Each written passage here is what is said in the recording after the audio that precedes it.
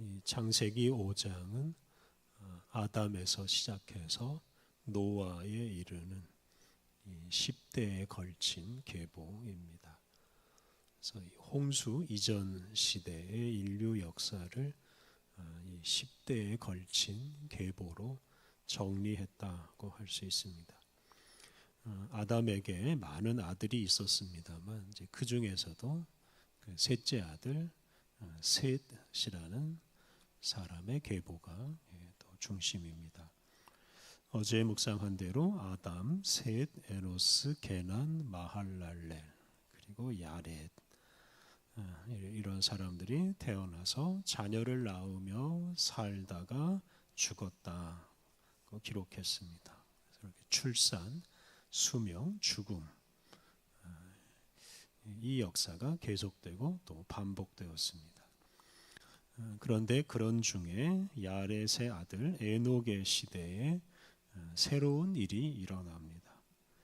21절부터 23절 말씀. 에녹은 65세에 무두셀라를 낳았고 무두셀라를 낳은 후 300년을 하나님과 동행하며 자녀들을 낳았으며 그는 365세를 살았더라. 에녹 역시 다른 사람들과 마찬가지로 65살에 아들 무두셀라를 낳았고 또 이후 300년 동안 다른 자녀들을 낳았고 365세를 살았습니다. 그의 나이는 다른 사람들에 비해서 매우 적습니다. 그의 나이는 한 해의 날수인 365세입니다. 그런데 그는 하나님과 동행했습니다. 그래서 에녹의 인생은 하나님과 동행한 인생이었다고 하였습니다. 이것은 에녹이 다른 사람들과는 특별한 인생을 살았다는 것을 말해줍니다. 특히 에녹에게는 죽었다는 말을 쓰지 않았습니다. 24절이 더 자세하게 말합니다. 24절 에녹이 하나님과 동행하더니 하나님이 그를 데려가심으로 세상에 있지 아니하였더라. 동행한다는 것은 같이 걷는다는 뜻입니다. 에녹이 하나님과 동행하였다는 것은 에녹이 하나님을 곁에 모시고 하나님과 매우 친밀하게 지냈다는 뜻입니다. 그리고 에녹이 하나님과 친밀하게 사는 중에 하나님이 그를 데려가심으로 그는 세상에서 사라졌습니다. 이것은 에녹이 죽음을 보지 않고 세상을 떠났다는 뜻입니다. 이 구절은 하나님과 동행하는 사람, 즉 하나님과 친밀하게 교제하는 사람은 죽음을 이기는 은총을 누릴 수 있다 하는 소망을 줍니다. 구약 시대뿐만 아니라 신약 시대에도 많은 믿음의 선배들이 이 에녹을 주목하였고 이 에녹의 삶을 통해 죽음 없는 세상, 죽음 없는 인생을 기대하였습니다. 히브리서 11장 5절 말씀. 믿음으로 에녹은 죽음을 보지 않고 옮겨졌으니 하나님이 그를 옮기심으로 다시 보이지 아니하였느니라. 그는 옮겨지기 전에 하나님을 기쁘시게 하는 자라 하는 증거를 받았느니라. 히브리서는 믿음 덕분에 에녹이 죽음을 보지 않았다고 해석했습니다. 그리고 에녹은 믿음으로 하나님을 기쁘시게 했다고 하였습니다. 어제 말씀드린 대로 이 아담의 아들 중에서 셋의 자손은 하나님의 이름을 부르는 사람들이었습니다. 다시 말하면 그들은 하나님을 믿는 사람들이었습니다. 하나님은 수많은 사람들 중에서 바로 이런 하나님을 믿는 사람들이 계속 세상에 태어나게 하시고 또 그들을 통해서 하나님을 믿는 사람이 누리는 복을 알려주셨습니다. 그래서 에녹을 비롯한 이 셋의 후손은 사람들에게 죽음으로 끝나는 인생이 아니라 하나님과 동행하며 누리는 이런 영생의 소망을 전해 주었습니다. 25절부터 27절은 에녹의 아들 무두셀라의 생애입니다. 25절부터 27절, 무두셀라는 187세에 라멕을 낳았고 라멕을 낳은 후 782년을 지내며 자녀를 낳았으며 그는 969세를 살고 죽었더라. 에녹의 아들 무두셀라는 성경에서 가장 오래 산 사람으로 유명합니다. 그는 969년을 살았습니다. 당시 사람들은 대부분 900년 이상을 살았습니다. 노아 홍수 이전의 사람들의 생명력은 매우 왕성했습니다. 그런데 반복되는 죄악으로 사람들에게서 하나님의 형상이 점점 희미해지고 그들의 수명은 점점 단축됩니다.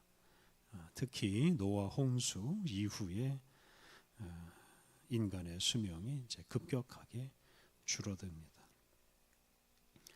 28절, 29절 라멕은 182세의 아들을 낳고 이름을 노아라 하여 이르되 여호와께서 땅을 저주하심으로 수고롭게 일하는 우리를 이 아들이 안위하리라 하였더라.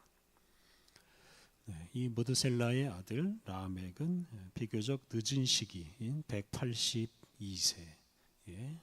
아들을 낳고 그 이름을 노아라고 불렀습니다. 이 노아라는 이 단어의 뜻은 안위, 위로입니다. 29절 말씀을 새한글 성경으로 읽어보겠습니다. 이름을 노아라고 지어 부르며 말했다.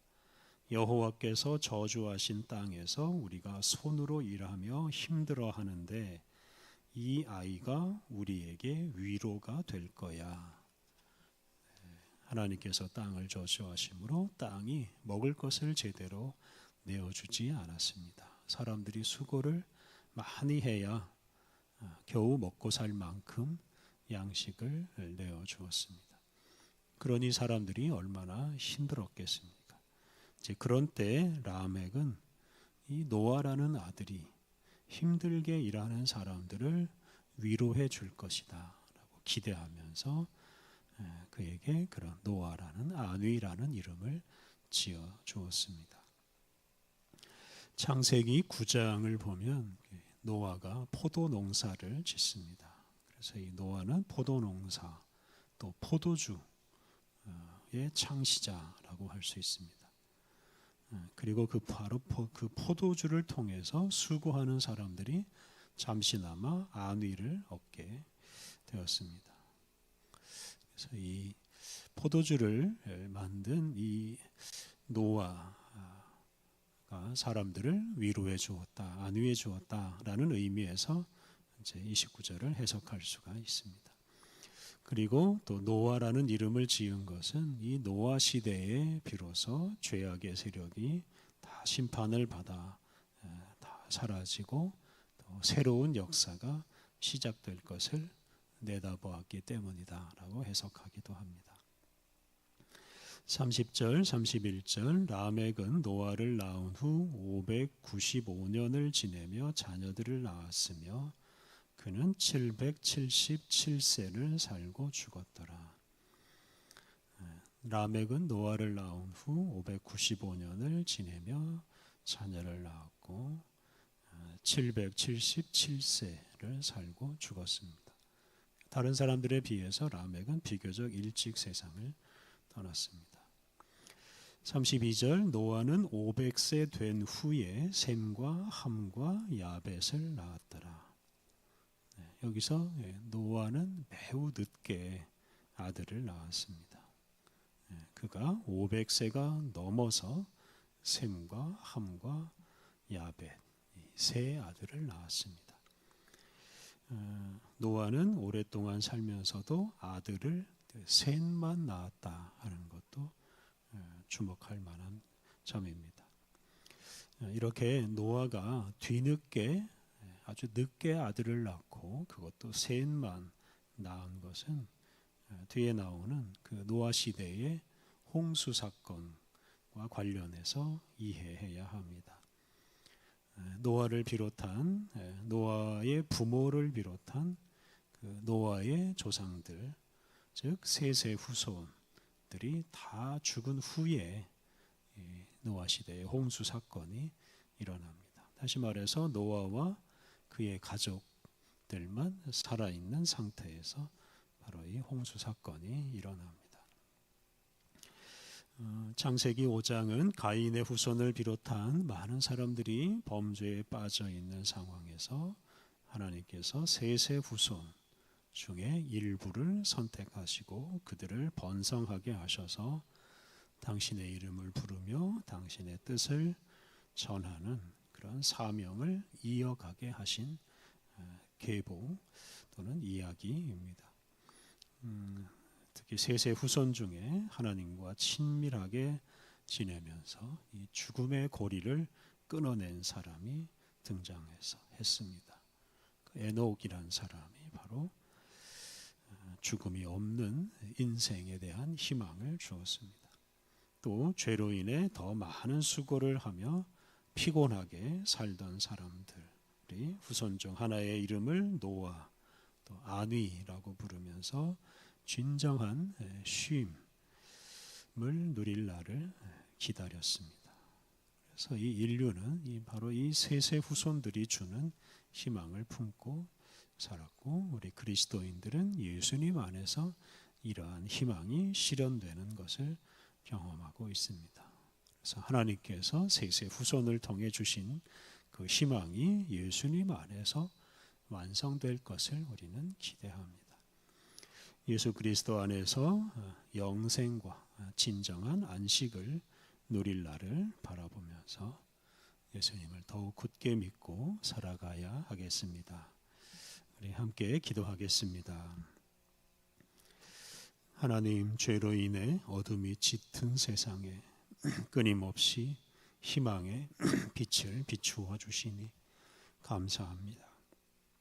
셋의 후손을 통해 또 예수님과 예수님의 몸된 교회를 통해 주시는 영생과 안위의 소망을 품고 살게 하시니 감사합니다. 예수님이 완성하실 죽음 없는 세상, 모든 수고로부터 해방된 세상, 하나님의 나라를 바라보며 살게 하옵소서. 은혜로우신 하나님, 우리에게 새로운 날을 주시니 감사합니다. 우리의 몸과 마음을 새롭게 하여 주님과 더 친밀하게 주님과 동행하며 오늘 하루를 살게 하여 주옵소서. 하나님, 오늘 모든 일정을 주님이 주관하여 주셔서 우리의 말과 우리의 삶이 거룩한 하늘의 뜻을 이루게 하여 주옵소서. 예수님의 이름으로 기도드립니다. 아멘.